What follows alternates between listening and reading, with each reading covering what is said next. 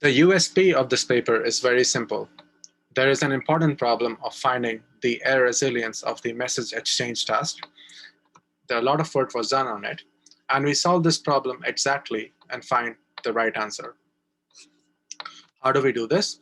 Let us start with the definitions. And for this, I would like to start with the message transmission task, which has two parties, Alice and Bob. And Alice has a message M that she wants to send to Bob.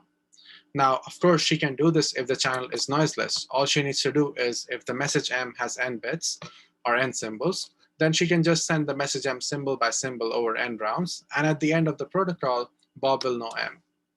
The trouble is that there's an adversary on the channel. And this adversary is all powerful. It can see Alice's message. It knows the communication that happened so far. It can see Alice's randomness. And it can corrupt a theta fraction of the symbols sent over this channel. So if Alice were to send the message M directly, Bob would receive something that is different from M in a theta fraction of the locations. So how does Alice send M over a theta noisy channel? The solution is to use error correcting codes. What Alice needs to do is take an error correcting code, encode M using the code to get a code word C, send C over the channel, and even though the channel will corrupt C in theta fraction of the locations, if the fraction theta is small enough, the code word C tilde that Bob receives still has enough information to allow him to recover M from it. How small is small enough? It turns out that as long as theta is less than 1/2, there is an error correcting code that Alice can use to complete the message transmission task. But as soon as theta becomes larger than 1/2, when the adversary can corrupt a majority of the symbols sent, we have a matching lower bound. So there's nothing that Alice can do to allow Bob to recover the message M. And these two facts can be summarized in a clean statement that just says that the error resilience of one-way communication is 1/2.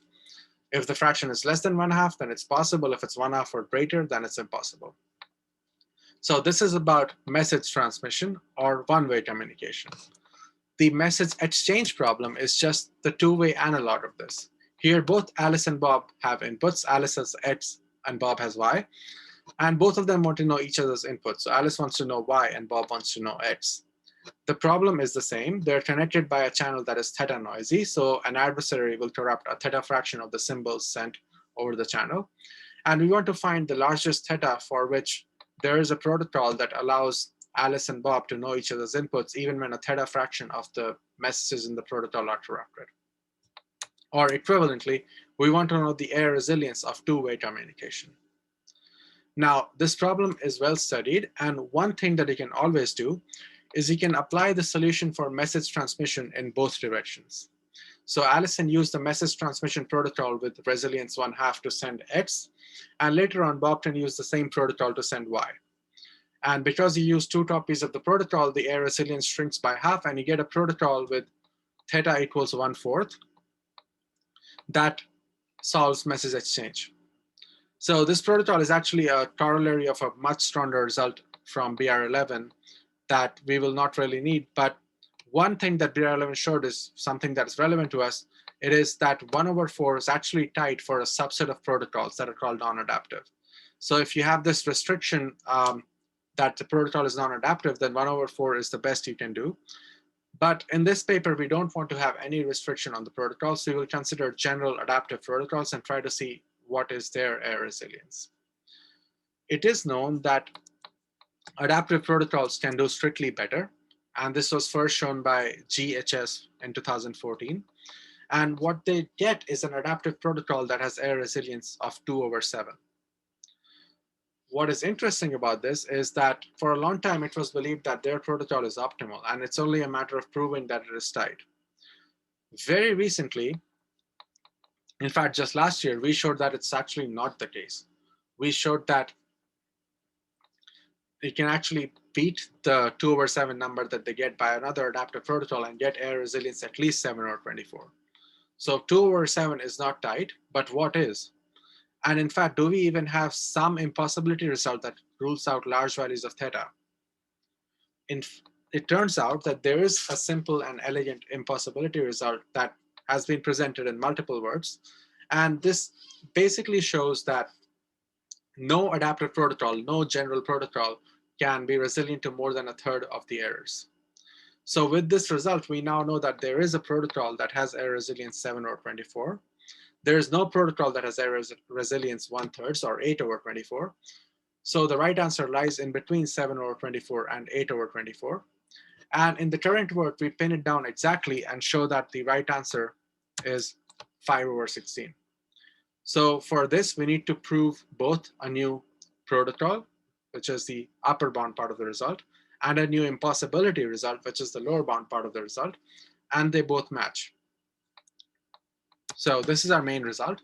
The error resilience of the message exchange task is 5 over 16. This requires us to prove a new upper bound and a new lower bound, and both our results are strong. The upper bound is strong because it is coming from a protocol that is very nice. The protocol is deterministic, it is computationally efficient, it only has a constant overhead. So the number of bits the parties need to exchange is only a constant factor longer than the length of the inputs. And our lower bound is also nice because it has all the other properties. It applies to a general protocol with an arbitrarily large alphabet, an arbitrarily long protocol with parties that have arbitrarily large computational power. So both the upper bounds and the lower bounds are strong. However, there is one important open question, which is extension to interactive coding. What this basically means is that you have this protocol that has a very high, in fact, the optimal error resilience for the message exchange task. And if you observe that carefully, then this actually allows you to compute all functions with this error resilience. Because once you exchange the inputs, you can compute the function privately. So for any function, we have a protocol that has error resilience 5 over 16. But this may not be the best way to compute a function. Maybe there are some functions that can be computed using a very small amount of communication, but they're functions over a very large set of inputs.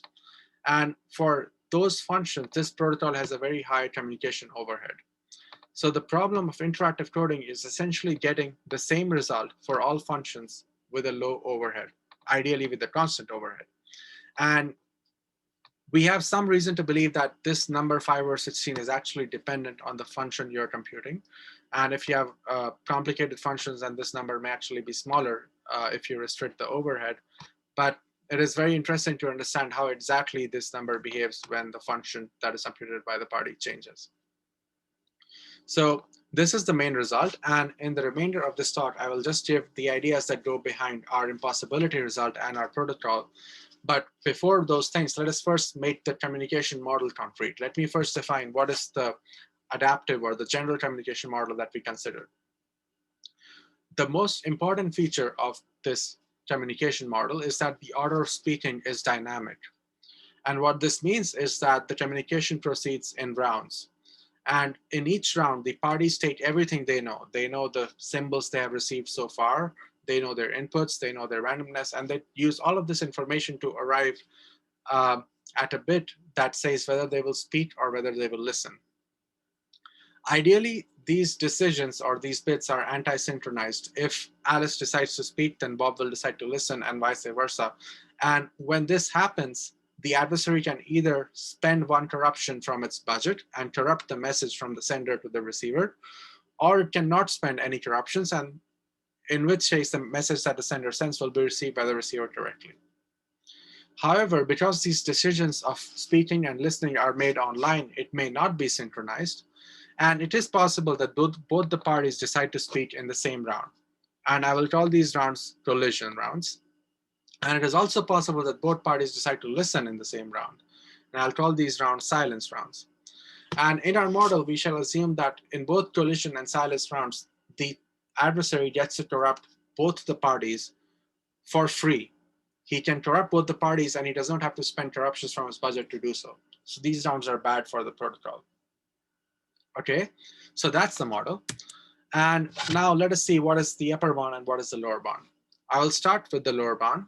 And I repeat that this lower bound extends to any protocol that is arbitrarily long with an arbitrarily large alphabet. And it applies to strong protocols that can be adaptive and have high computational complexity and so on. And in fact, we shall also assume, we shall make the protocol even stronger. We shall assume that whenever the party sends a message, then the message include at least its input. So it can send any function of anything it knows, but it at least sends its entire input as part of the message. So that's an assumption that we shall make. And now let us see how the lower bound works. So in order to show a lower bound, I need to fix a protocol. I need to, let's say the protocol is length t. I need to fix an error parameter theta, so the adversary can interrupt theta t messages. And I need to show you an adversary that interrupts less than its budget and fails the protocol. So the first adversary that I shall construct is what I shall call the greedy adversary. And this adversary is basically derived from the idea that if you want to invest as few interruptions as possible, then those interruptions should come as late as possible in the protocol. How late can we afford the interruptions? One observation is that if a party receives more than theta t copies of the same message, then the party already knows its output. Why is that? The adversary can only interrupt less than theta t messages. And if you receive more than theta t copies of a message, then at least one copy is uninterrupted. And therefore, you're sure that this copy is the right one, and therefore, you're sure of your output. So if a party is about to receive theta t copies of a message, we must interrupt it. And this is what we shall do in this attack. At the beginning, it shall not interrupt any of the parties. Both messages from Alice to Bob and from Bob to Alice will be received directly. But eventually, as the protocol proceeds, there will be a point A where one of the parties, Bob in this case, has received theta t messages. So the number of green arrows before A, arrows from Alice to Bob, are theta t in number. And from this point on, because of this observation, we need to start interrupting Bob. So from point A onwards, we shall start interrupting messages from Alice to Bob. These are the wiggly arrows. But Alice still hasn't received theta t messages, so the messages from Bob to Alice can stay uninterrupted. And this is what shall happen till a point B, where Alice is also about to receive theta t copies of the same message. And when we reach this point, we now need to interrupt both the parties. So from point B onwards, we shall not only interrupt the messages from Alice to Bob, or the green lines, we shall also interrupt the messages from Bob to Alice, which are the red lines. So this is the attack. Two important things to note about this attack is that one, while describing this attack, I did not pay any attention to the number of interruptions needed to realize this attack. It may be possible that this point A is very high up in the protocol, and maybe it requires many interruptions to interrupt all of these messages that I'm interrupting. But this would not really matter for us, because the purpose of this attack is not to really show a lower bound. This attack is only used to define these important parameters A and B of the protocol. And I should analyze these parameters using different attacks that do not have these many interruptions. So here I'm only defining the parameters A and B. Another thing about this attack is that the second stage here is very interesting. In the second stage, messages from Alice to Bob are interrupted, but messages from Bob to Alice are not interrupted. So in this stage, Bob can tell Alice that, hey, messages from you to me are being interrupted, and therefore maybe you should send more rounds, maybe you should speak in more rounds so that I'm sure of your input. And this is what we will call the feedback in the protocol. The feedback is the information that Bob tells Alice about interruptions from Alice to Bob. And this feedback will turn out to be very crucial when it comes to understanding the error resilience. So let us now analyze the parameters that we have. And for this, I first define a number delta. It is the number of rounds where Alice is speaking and Bob is listening in stage 2, so between A and B. And now let's start analyzing these parameters A, B, and delta. The first claim that I made is that after round B, in this stage 3, Bob must listen for at least theta t minus delta. I'll call this number gamma, many rounds. Why is that? The adversary started interrupting Bob from point A onwards. Before point A, Bob had received theta t messages from Alice, and there were no interruptions. So for all Bob knows, maybe all of adversary's theta t interruptions are invested from Alice to Bob. And therefore, to correctly decode Alice's input, he needs to listen to at least theta t rounds after A. Delta of these rounds are before B. So after B, he needs to listen for at least theta t minus delta or gamma rounds. The next claim is that Alice must also listen for at least gamma rounds. And the proof of this is similar but different. For Alice, the adversary started interrupting messages from Bob to Alice after stage B. So this may lead you to think that maybe Alice needs to listen for theta t rounds after B. But that's actually not true. And it's not true because of, again, the important feedback that Bob is giving Alice. Alice at point B has received theta t messages from Bob, but she also knows because of the feedback, the delta of her messages were corrupted. So she can conclude that only theta t minus delta of Bob's messages can be corrupted. Delta corruptions were already invested in the other direction. And therefore, she only needs to listen to theta t minus delta or gamma rounds after B to be sure. So we now know that Alice must listen for at least gamma rounds and Bob must listen for at least gamma rounds. And I claim that this implies that the total number of rounds after B is at least 3 gamma over 2. Why is that? Suppose it's not. Suppose the number of rounds from B to T is less than 3 gamma over 2. And let this gamma be the number of rounds where Bob listens and this gamma be the number of rounds where Alice listens. These are at least gamma by our previous claims. And because the total length is less than 3 gamma over 2, the intersection is at least gamma over 2. So there are at least gamma over 2 rounds where both the parties are listening, and these rounds are therefore silence rounds. And recall our assumption that the adversary does not need to spend his budget to corrupt the silence rounds. So the gamma over 2 rounds that are in the intersection, he can corrupt for free. And therefore, he only needs to invest corruptions for the remainder, which is less than gamma rounds, and which is within its budget. So if the total length after B is less than 3 gamma over 2, then the adversary can corrupt it. And therefore, for the protocol to work, the length after B must be at least 3 gamma over 2. We plug in the value of gamma, and we conclude that the length after B, which is T minus B, is at least 3 by 2 times gamma. Now, what is B? B is the point where Alice received theta t messages from Bob. So the number of red arrows before B is theta t. What is the number of green arrows? You have theta t green arrows before A, and you have delta green arrows between A and B. So the total number of rounds before B is 2 theta t plus delta. And we can plug this in for B and rearrange to get an upper bound on theta, which is a lower bound on the overall protocol. So what we get is theta is less than 2 over 7 plus some function of delta, which is the amount of feedback in the protocol. So we are able to upper bound the error resilience of the protocol in terms of the amount of feedback that we have. And now all that remains to be done is to upper bound this quantity delta. And we shall do this by a new attack. So now I'm going to define a different attack that will analyze delta and show that delta cannot be too large. But importantly, this attack is not defining delta. Delta has already been defined, and I just now want to analyze it by a different but related attack. So what is this new attack? The new attack proceeds at the beginning just like the original attack. You don't corrupt any of the parties. Eventually, Bob hits theta t, and that's where the attack starts to be different. At point A, where Bob has received or is about to receive theta t messages, you not only corrupt messages from Alice to Bob, you also corrupt the feedback that Bob sends to Alice. So not only the green lines are corrupted, but also the red arrows are also corrupted. And let us see how Alice and Bob will behave in this new attack. So from Bob's perspective, this attack is the same as before. He's not corrupted before A and he's corrupted after A.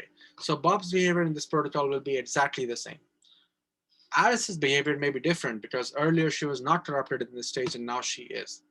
So if delta were the rounds where Alice was speaking and Bob was listening, in all those delta rounds, Bob will still be listening. His behavior is the same.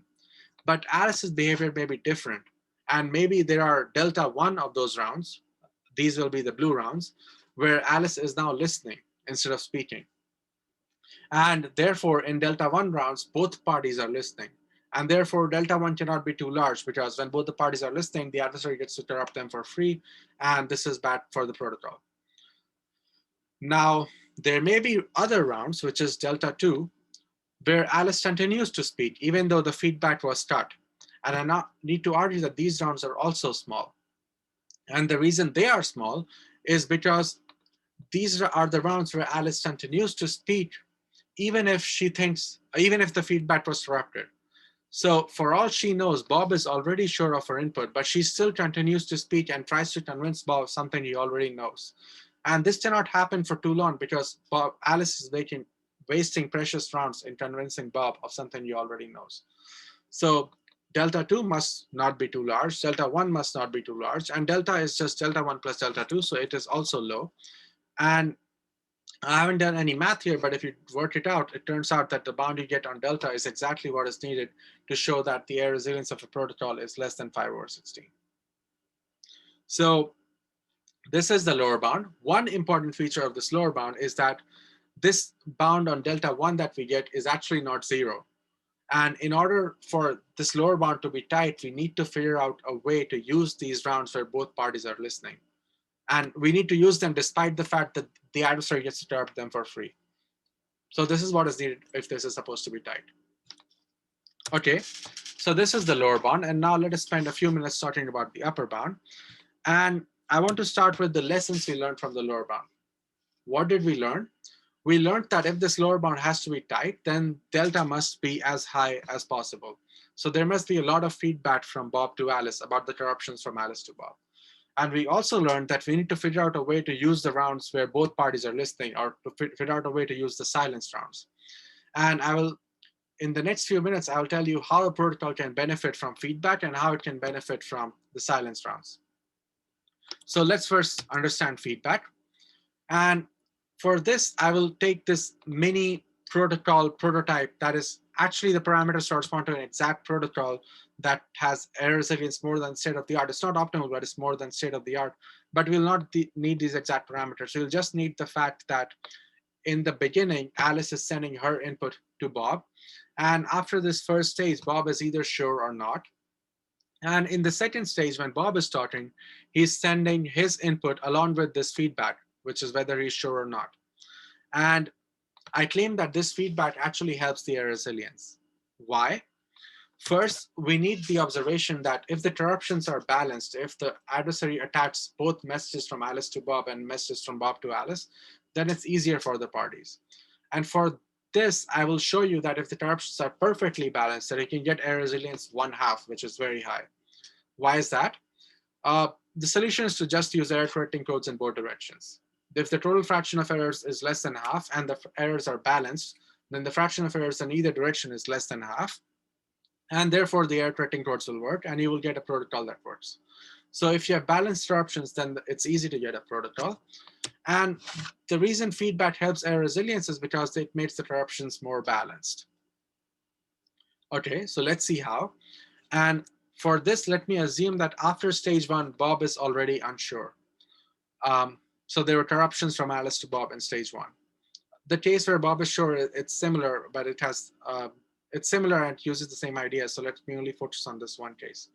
So Bob is unsure, and he tries to send this as feedback. The adversary has two options, either to corrupt the feedback or not. If the adversary decides to corrupt the feedback, then it invests interruptions in both directions. It interrupted messages from Alice to Bob to make Bob unsure, and now it's interrupting messages from Bob to Alice to attack the feedback. And therefore, it's making the interruptions balanced, and it's helping the protocol. On the other hand, if the adversary does not decide to corrupt the feedback, then Alice knows that Bob is unsure. Bob was able to successfully tell Alice that he's unsure, and both the parties can now focus on only making Bob sure. And the parties can just adapt and move the protocol in one direction, and this also helps the protocol. So if you corrupt the feedback, it helps the protocol. If you don't corrupt the feedback, it helps the protocol, and therefore feedback helps the protocol. The other thing that I want to convince you about is that silence rounds can also help the protocol, which is really counterintuitive because, like I said, silence rounds can be corrupted for free by the adversary. So how can they help the protocol? And the reason they help the protocol is that these silence rounds are very flexible. Typically, when you need to adapt in a protocol, you need to go from Alice speaking and Bob listening to Bob speaking and Alice listening. So you need to change the behavior of both the parties in a synchronized way. However, if you have silence rounds, then you can adapt them more easily. You only need to change the behavior of one of the parties. If both the parties are listening and one of the parties switches to speaking, then the protocol already shifts to one direction. So silence rounds are very flexible in the sense that you can easily adapt them. And they only harm the protocol when they're not adapted. But what we do is we make sure that you only have these silence rounds when the interruptions are balanced. When the adversary corrupted Bob, and it also corrupted the feedback, only then will you ever have silence rounds. And in that case, you have some slack, so you can tolerate some silence rounds in your protocol. And therefore, it doesn't really hurt that case, and it helps the other cases, and therefore, it helps the overall error resilience. So that is how silence rounds works. This picture that I have on this slide is actually the picture of the optimal protocol. These parameters correspond exactly to the optimal protocol. And you can see all the features that I talked about. In the beginning, Alice is speaking. Then later on, Bob is sending. These are the red arrows where Bob is sending his input along with the feedback. And the blue rounds are rounds that may or may not be silence rounds, depends on the attack that the adversary uses. And you can also see how these progress through the protocol. In the beginning, there are no blue rounds, and the parties want to really be sure that some feedback gets across. Then the fraction of blue rounds increases to 1/3, and the parties are now more sure, so they take some more risks with the blue rounds. If this also works, then the fraction increases to 1/2, and they take more risks, and eventually you only have blue rounds in the last stage of the protocol. So this is the optimal protocol. I tried to convince you of the fact that it works without giving you any analysis. So let's hope that you were convinced, and let me stop here. Thank you.